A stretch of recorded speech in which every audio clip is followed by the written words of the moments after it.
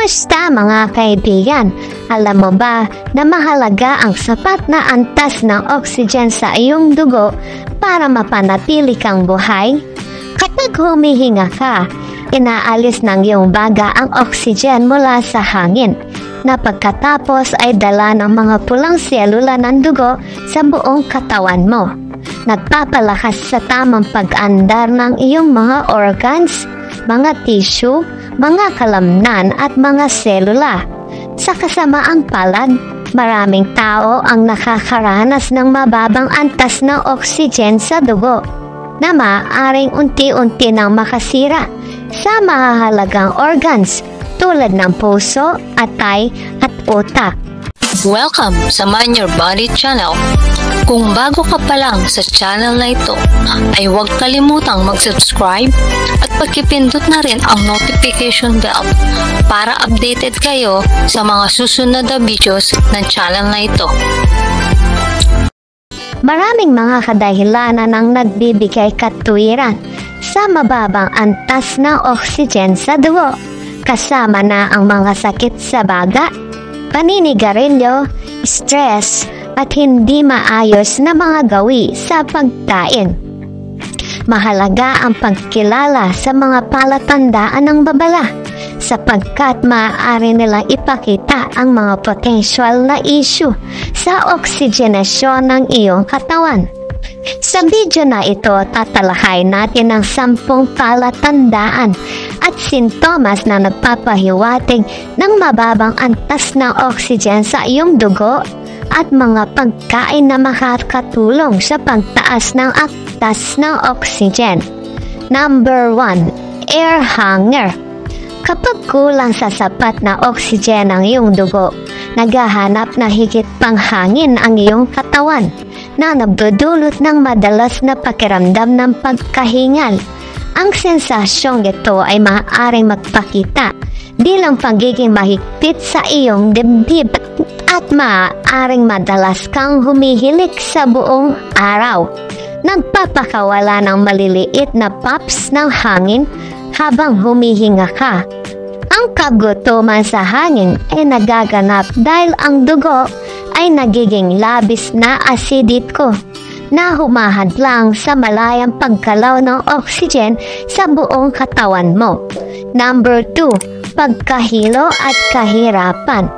Kung ikaw ay nararanasan ng pagkahilo o malaking kahinaan kapag tumatayo ka o kasama sa mga magaan na aktibidad tulad ng paglalakad, maaaring nagpapahiwatig ito ng mababang antas ng oxygen sa iyong dugo. Maaari kang makaramdam na hindi balanse at makakaranas ng pansamantalang pagdilim ng iyong paningin, lalo na sa gilid o gilid-gilid. Ang mga sintomas na ito ay nagpapahiwatig na hindi sapat na nakakarating ang oxygen sa iyong mga kalamnan na nagdudulot ng kahinaan.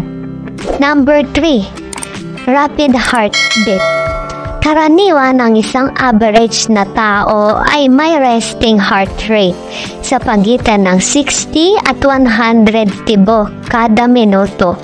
Kung lumampas ang bilis ng iyong puso sa ganitong saklaw habang ikaw ay nagpapahinga, o kung naririnig mo ang iyong tibok ng puso habang nakahiga sa kama, maaaring nagpapahiwatig ito ng mababang antas ng oxygen sa iyong dugo. Sa ganitong kaso, kailangan pang mas magsikap ang iyong puso upang patakbuhin ang karagdagang dugo para pumalit sa hindi sapat na supply ng oxygen.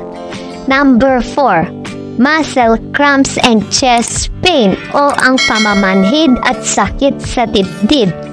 Madalas na sakit sa dibdib, pamamanhid o angina o ang pamumulikat ng puso ay maaaring magpahiwatig na mababang antas ng oxygen sa dugo.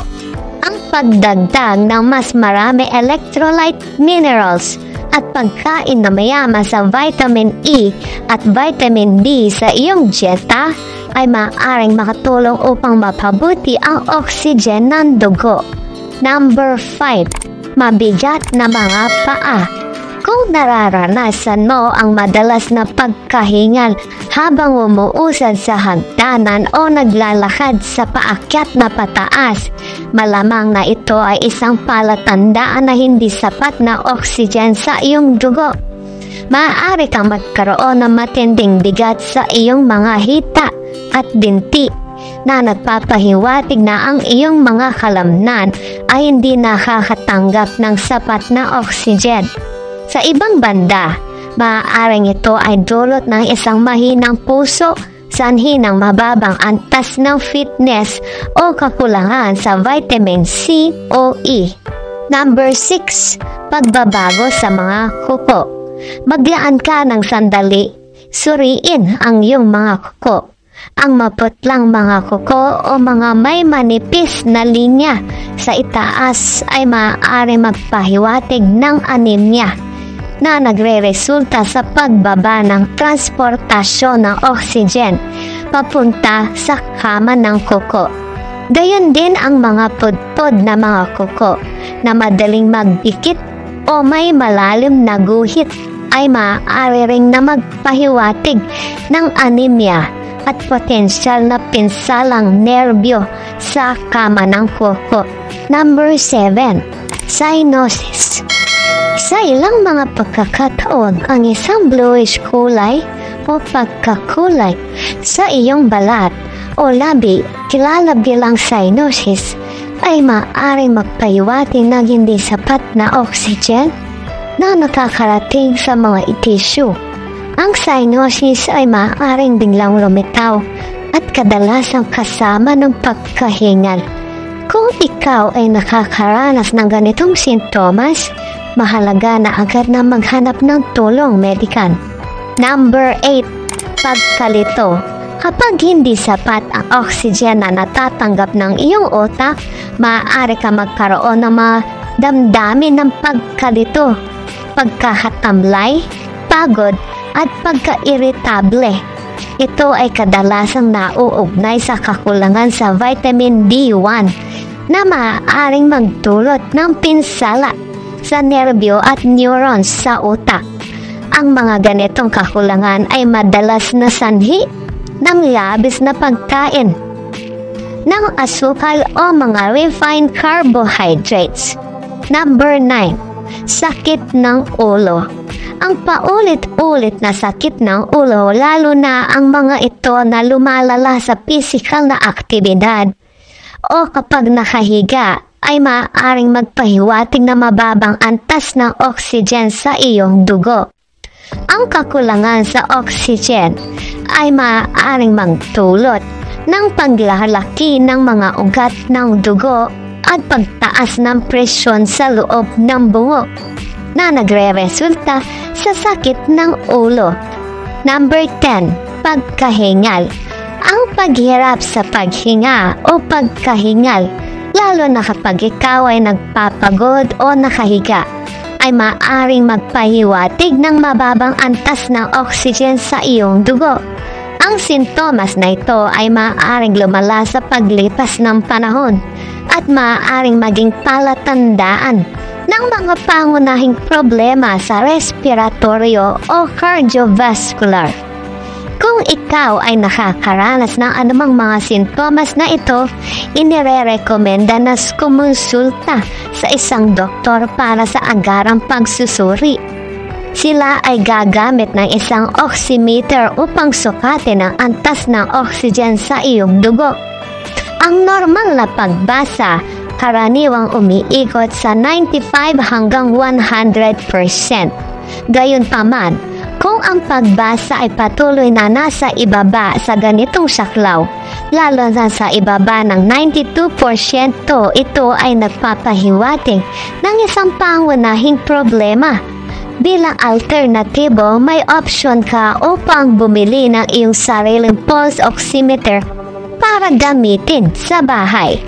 Narito ang mga pagkain na makakatulong pagtaas ng antas ng oxygen. Number 1. Malunggay. Ang malunggay ay mayaman sa vitamin C at iron na nagpapalakas sa produksyon ng pulang selula ng dugo na nagpapabuti sa pagdaloy ng oxygen sa iyong katawan. Number 2. Colitis. Ang colitis ay naglalaman ng mga flavonoids na nagpapabuti sa sirkulasyon ng dugo na nagpapabuti sa paghahatid ng oxygen sa iyong mga tissue. Number 3. Kamatis. Ang kamatis ay mayaman sa lycopene, isang antioxidants na nagpapalakas sa mga selula ng dugo at nagpapalawak ng mga ugat na nagpapabuti sa paghahatid ng oxygen. Number 4. Saging. Ang saging ay mayaman sa potassium na nagpapalakas sa mga selula ng dugo at nagpapabuti sa pagpapadala ng oxygen na mga ito. Number 5. Itlog. Ang mga itlog ay mayaman sa vitamin B12 na critical sa produksyon ng pulang selula ng dugo at pagpapabuti ng oxygen sa dugo.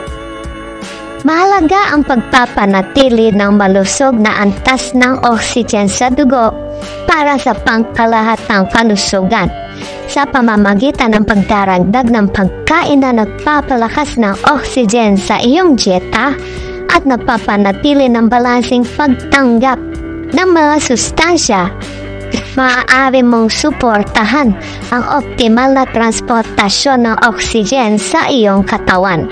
Mahalaga na tugunan ng mga salik tulad ng mga sakit sa baga, paninigarilyo, stress, at masamang gawi sa pagkain na maaaring magdulot ng mababang antas ng oxygen sa dugo. Konsultahin ang isang profesional sa kalusugan para sa personalitong gabay at suporta kung mayroon kang mga alalahanin. Sa pamamagitan ng proaktibong mga pagpili sa pamumuhay at payo sa medikal, maaari mong mapabuti ang iyong antas ng oxygen sa dugo at mamuno ng isang mas malusog na buhay. Tandaan, ang susi sa mas malusog na buhay ay nasa balansing nutrisyon at maingat na mga desisyon. Mahalaga ang pagkonsulta sa isang profesional sa kalusugan o dietitian para sa personal na payo at karagdagang kaalaman. Huwag kalimutang mag-subscribe para sa higit pang mga tips tungkol sa kalusugan at kagalingan. Hanggang sa susunod na pagkakataon, mag-ingat kayo at manatiling malusog. God bless sa ating lahat.